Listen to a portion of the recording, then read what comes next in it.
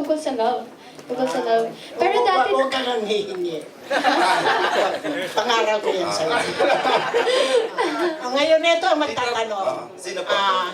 Magtatanong si Alan Jonas. Last year. Well-behaved siya. Ngayon na? Well-behaved. Okay. Kasi daw yung mga itatanong niya na itatanong tuloy. Okay, naaagaw. But stay the way you are, Alan, Wow. Oo, tapos tanong ko na kay Liza, kasi nabanggit na nga kanina niya na sobra kayo naging close sa bundok, di ba? Talagang mas nakilala niya yung isa't isa. Ano yung pinakagusto mo, Liza, na-discover mo or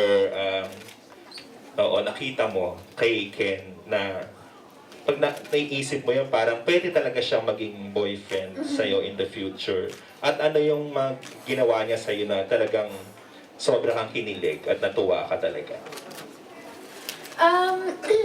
siguro, gusto ko yung lightness niya. Very fun siya kasama sa set. And hindi siya mayabang. Yun yung gusto ko. And yung parang pang boyfriend material, he's very family-oriented. Gusto ko kasi yung gano'n, yung parang he always thinks of the family first. He always thinks of his mom and his sister first. Oh, may sambalan. Oh. Physical. Oh. And ano ba yun? What are the gestures that he did na kinilig ako? Kung napanood niyo yung ASAP kasi yung lumuhod siya. Yun. Ano? Paano kilig na kilig ka na ba habang sinasabi ko? Ano? Lumuhod siya sa harap mo. Tapos? Ewan ko, kinis niya yung kamay ko. Kinis niya yung kamay mo. Kamay pa lang yun, kinilig ka na ng ganyan, ha? Yung mga malitong surprise na mga konting bagay, pero... Dali lang mamaya ka pe. Ito muna, Liza. Ano ba yung, bukod dun sa kisa? Kasi recent lang yung sa ASAP. Ano yung mas ginawa niya pa in the past? Na mas, Dati. Oo. Ano bang ginawa mo para sa akin? Mamaya pa daw ako eh, sabi yun. hindi mo maalala. For my birthday, binigyan niya ako ng necklace. Ng ano? Necklace. Anong necklace? Tiffany and Company. Social. Pang Na mayaman. may Alin? age. Na may age. Na may age. Oo. Kasi Hope yung name mo. Opo, age. Ayun. Tapos nabanggit niya kanina, Liza, na willing daw siya maghintay forever. Paghihintay mo ba siya ng ganong katagal? Or kailan ka ba pwede mag-boyfriend sa tingin mo? Kapag bumayag na si Tito Oji. Kailan yun? Tito Oji, kailan daw? Asa si OG lang talaga yung ayaw. Ako, hahahad.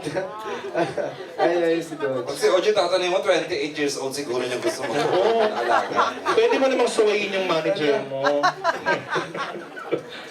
So kung ikaw ba gusto mo na, Liza? Ano ba? Kung ikaw ang masusunod, gusto mo na, pwede ka na sa tingin mo, ready ka na? Why not? Dati mabilis na hindi ang sagot mo, ha? Kayo, nag-iisip na. Nag-iisip ka na, ha? Relax, isa sa pag-ibig. Wow! Joke lang. Ngayon, hindi pa naman. Hindi pa Touchy naman. feely, Oo. Hindi pa naman. Pero hindi naman matagal mo siyang paghintayin if ever. Hindi rin po. Ano ba talaga? Joke lang. Hindi ka matagal paghihintayin. So, oo. Saglit lang. Saglit lang. Next week, malalaman niya na yung joke. Wow, next week Joke lang, joke lang. Okay na ba, di ba mo? Next year pa, di ba?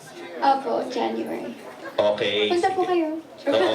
Tapos ikaw, mamaya na si Ken, ikaw, Liza, anong feeling na, yun nga, di ba, sobrang hit nung inyong teleserye together. Tapos eto, kasunod agad yung movie.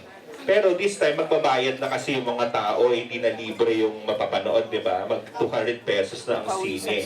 So, mas kabado ba kayo dahil, yun nga, hindi nyo sure kung susuportahan pa rin to ng mga nanood ng Forevermore, di ba? Opo, syempre kinakabahan kasi people are going to pay to watch. And syempre when they pay, gusto mo, sulit yung... Kahit ako, kapag nanonood ako ng movie, gusto ko sulit yung binayaran ko. So gusto ko yun din yung mararamdaman ng audience. And sana maraming manood para happy. Yun. Oo nga. Ikaw naman, Ken. Ikaw na. It's your time to shine. It's your time to shine.